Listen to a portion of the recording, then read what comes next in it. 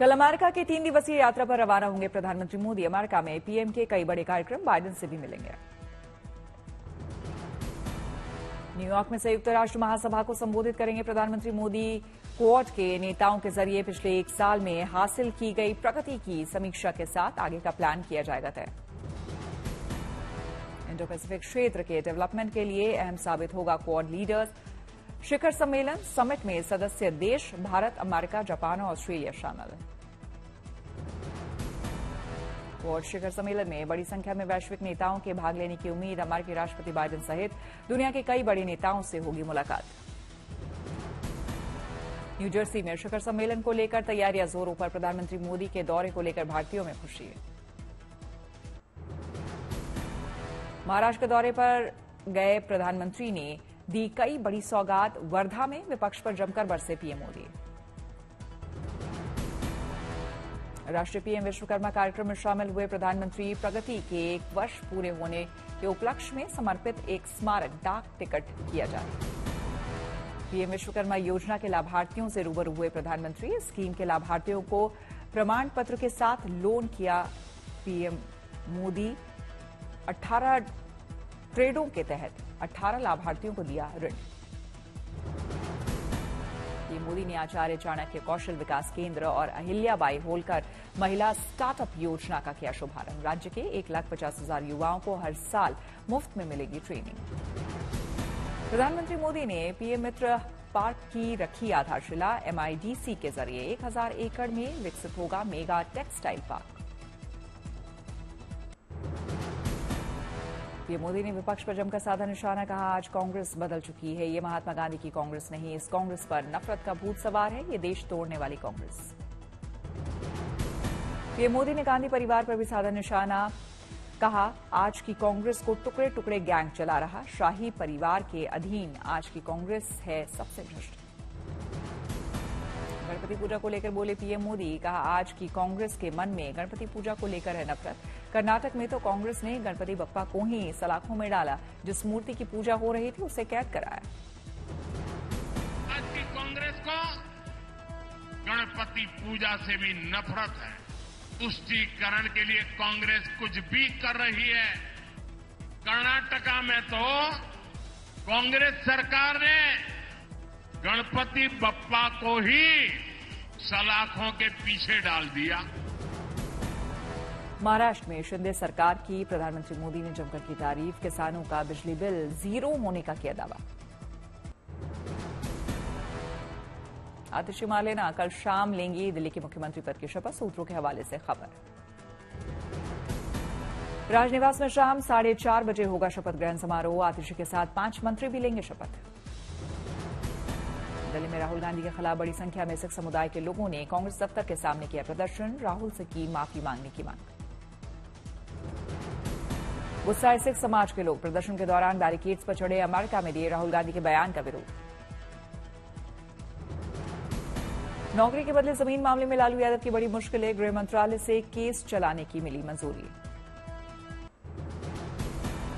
झारखंड में गिरिडीह में गृह मंत्री अमित शाह ने बीजेपी की परिवर्तन यात्रा का किया शुभारंभ। कहा, हर जिले में घर घर जाएगी बीजेपी की परिवर्तन यात्रा।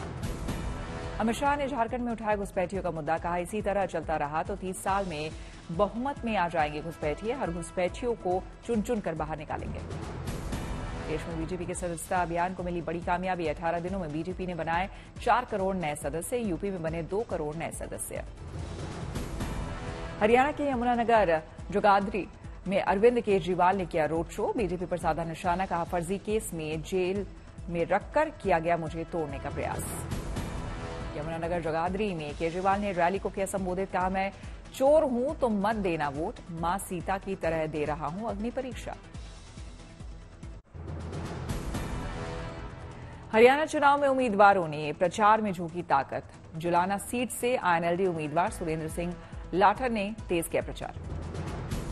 सुरेंद्र सिंह लाठर लोगों से मिलकर जानते हैं उनकी समस्याएं। सरकारी नौकरी से वीआरएस लेकर राजनीति में आने वाले लाठर बेरोजगारी और विकास का उठा रहे मुद्दा।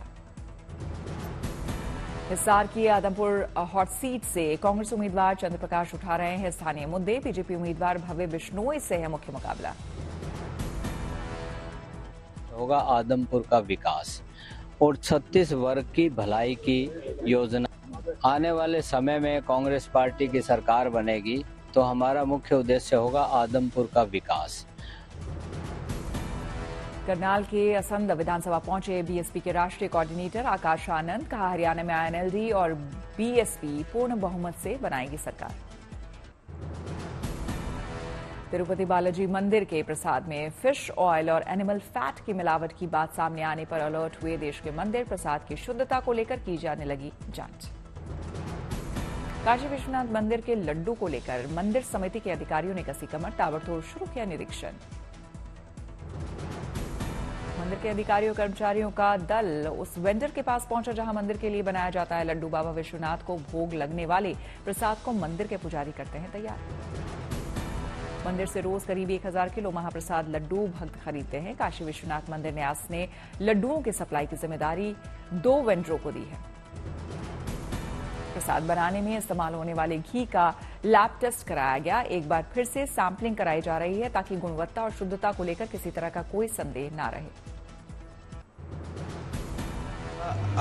अभी मैंने जहां हमारे पास एक रुद्रा डेयरी है उससे ये घी खरीदते हैं, उसके हमने पूरी लैब रिपोर्ट मंगाई है। वो लैब रिपोर्ट इनकी ओके है, उसमें किसी प्रकार की मिलावट नहीं मिली है। लेकिन इसके बावजूद फिर भी हम एक बार दोहरे रूप से कंफर्म होने के लिए इनकी सैंपलिंग फिर से करा रहे हैं ताकि ये बिल्कुल क्लियर रहे और श्रद्धालुओं तक ये मैसेज बहुत स्पष्ट रहे कि काशी विश्वनाथ धाम में जो कुछ भी चढ़ता है वो उच्च गुणवत्ता पूर्वक है और हिंदू धर्म की आस्था से बिल्कुल हम वाकिफ हैं और उसके अनुरूप ही रहते हैं। तिरुपति मंदिर के प्रसाद में पशु चर्बी और फिश ऑयल की पुष्टि के बाद काशी के संतों में रोष। अखिल भारतीय व्यास संघ ने इसे करोड़ों हिंदुओं की आस्था के साथ बताया खिलवाड़। ये सनातन धर्म के साथ जिस प्रकार से ये खिलवाड़ हो रहा है निश्चित रूप से निंदनीय और जो एक तरह से देखा जाए दुखद बात है। काशी के संतों ने प्रधानमंत्री मोदी से पूरे मामले में हस्तक्षेप करने की अपील की ताकि भविष्य में मंदिरों के प्रसाद के साथ ना हो पाए किसी तरह की अशुद्धता। उज्जैन में महाकाल मंदिर में लड्डू बनाने के लिए मंदिर प्रबंधन समिति बेसन के बजाय चने की दाल खरीदती है। उसे प्रसाद भवन में ही लगी चक्की में पीसा जाता है। महाकाल मंदिर समिति प्रसाद में शुद्धता बनाए रखने के लिए पूरी तरह अलर्ट। शासकीय डेयरी का घी सांची या जो मध्य प्रदेश शासन द्वारा अधिकृत ब्रांड का किया जाता है इस्तेमाल। शिरडी साईं बाबा मंदिर का लड्डू प्रसाद बनाते समय एफएसएसआई ने नॉर्म्स फॉलो किए जाते हैं। लड्डू बनाने के लिए देसी घी, ड्राई फ्रूट्स का किया जाता है इस्तेमाल। जो लाडू बनाया जाता है उसके लिए पूरा हाइजीन जो है वो मेंटेन किया जाता है। एफएसएसआई के नॉर्म्स जो है वो पूरे फॉलो किया जाता है। लाडू का जो रेसिपी जो है उसमें गाय का शुद्ध दूध, काजू पकली, विलायती पाउडर, विलायती दाना और चना दाल इसका इस्तेमाल किया जाता है। पटना के महावीर मंदिर में भी लड्डू प्रसाद बनाते समय शुद्धता का रखा जाता है पूरा ख्याल। लड्डू प्रसाद बनाने के लिए चना दाल खरीदकर अलग चक्की में पीसा जाता है। आंध्र प्रदेश के सीएम चंद्रबाबू नायडू के संतों ने की तारीफ। बोले, प्रयोगशाला में प्रसाद का परीक्षण करने के लिए धन्यवाद।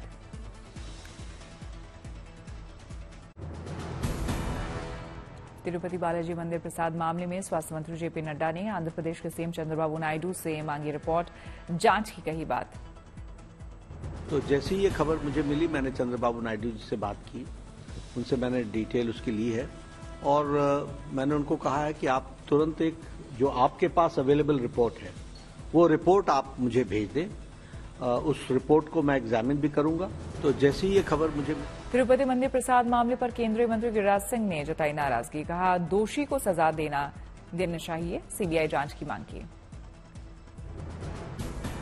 सीबीआई के जांच के दायरे में आना चाहिए कि कितने रुपए का घी लिया गया, कौन चर्बी का घी क्यों लिया गया, और दूसरा प्रश्न ये हिंदू धर्म के साथ घोर अत्याचार। तिरुपति बालाजी के प्रसाद में मिलावट के बाद मथुरा में सनातन धर्म के लोगों का फूटा गुस्सा। देवकीनंदन महाराज ने कहा, सनातन धर्म के साथ किया जा रहा खिलवाड़। तिरुपति प्रसाद मामले को लेकर हरिद्वार संत समाज भी आक्रोशित। संतों ने बताया, सनातन धर्म के खिलाफ साजिश। हरिद्वार के संतों ने आरोपियों को जेल भेजने की मांग की, पूरे मामले की निष्पक्ष जांच कराने की भी मांग। तिरुपति मंदिर से दर्शन कर वापस लौटे भक्तों में भारी रोष, मिलावटी प्रसाद को बताया आस्था पर हमला। मुंबई के सिद्धिविनायक मंदिर में प्रसाद की गुणवत्ता का रखा जाता है खास ख्याल, शुद्ध देसी घी में बनता है बप्पा का लड्डू। मंदिर परिसर में ही बनता है सिद्धिविनायक मंदिर का प्रसाद, रोजाना बनते हैं 40 से 50 हजार लड्डू।